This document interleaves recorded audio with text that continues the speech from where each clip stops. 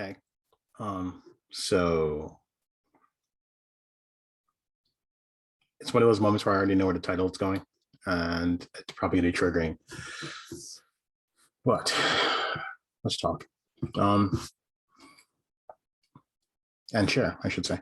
So welcome to Babbling Zoom, which I sadly have never said a few times, which kind of gives you an idea of what I'm using to film. Share screen. I was going to talk about this. This is one of those situations where I was going to talk about it. And maybe later. Because this whole situation spawned another thing in my head, and my brain goes kind of everywhere when I think, and that's kind of what happens. I think of the practical. I don't think about the nonsensical. But we'll come back to this topic later. And the other thing that spawned from this, but what popped in my head, which blew my mind as all these other things happened, was when I stumbled on this video. Robert Tolppi. If any of you have never heard of it, I mean, this is the first time I've actually listened to him. I've heard about him. It's the first time I've actually listened to him because the topic was surprisingly interesting. How apparently gays and trans women are now calling out Black people for taking their culture, which totally fascinated me because that's ridiculous and ended up being the title of this story. So by all means, please watch this because this is a world I care a little about. Mostly the influence part and that whole stuff. I love all culture.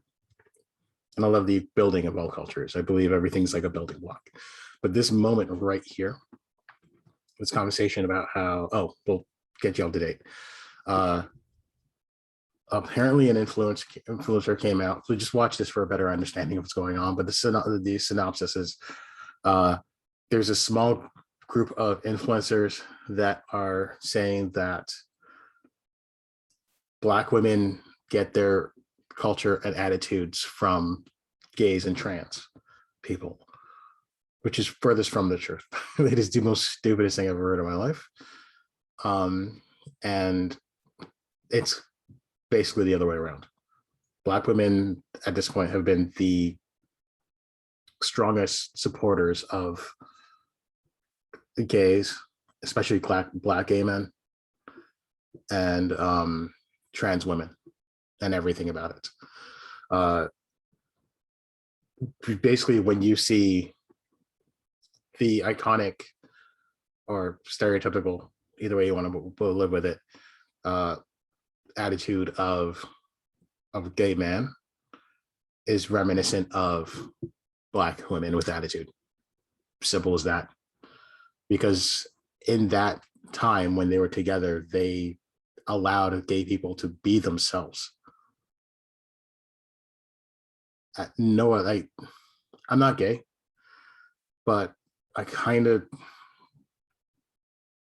like reading how people's emotions and movements and, just I just feel like they're just more freer when I see them interact, but that said, I've only gone down this rabbit hole twice in YouTube. So it started off here, and then later I stumbled on not a commercial. Of course. You're not ready. I stumbled on which then just upped the ante, which is the beautiful moment of nonsense of a Black trans woman explaining how Black women took the culture. Again, this rabbit hole is stupid. but it kind of nags at one thing that's been bugging me lately about the LGBTQ other community. That's been kind of it's gnawing at me lately. Uh, and if you go back to Robert, he actually explains it better than me. But it looks like the culture is actually slowly fracturing in a way where they're now labeling and excluding people from the culture. Before it was like all lumped in together as one cohesion and like one melting pot, as America should be. But the reality of America is that we all try to kick out those who don't follow into our little norms or little shapes. So this is now, it has been happening for a while, where the LGBTQ community has been slowly kind of fracturing. I don't know it, I'm not part of it, but what I see from the outside, it basically irks me and makes me laugh, because it's like, in trying to be progressive, they're kind of going about the way that white people have always tried to segregate others. So now we're looking at, well, who's the dominant in this community? Well, lesbians, the L, since they're on the front of the line. And if you watch anything now, it's basically all product, from books to cartoons to movies or anything, is pushed their way. I feel like Black men have been being pushed. I mean, I feel like gays have been slowly being pushed back, which sucks, because like there's some good stories too. I mean, Schitt's Creek is the best show ever with representation of gay men. There's probably something else, but I haven't watched it.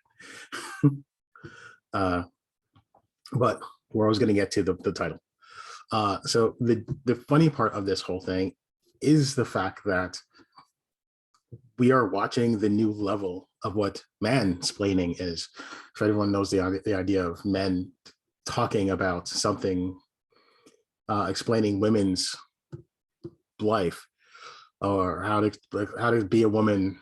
Men explaining to women how to be a woman, or how to be whatever when they don't have any experience or whatever, is the epitome of like mansplaining. And now this is the next interesting level of it, where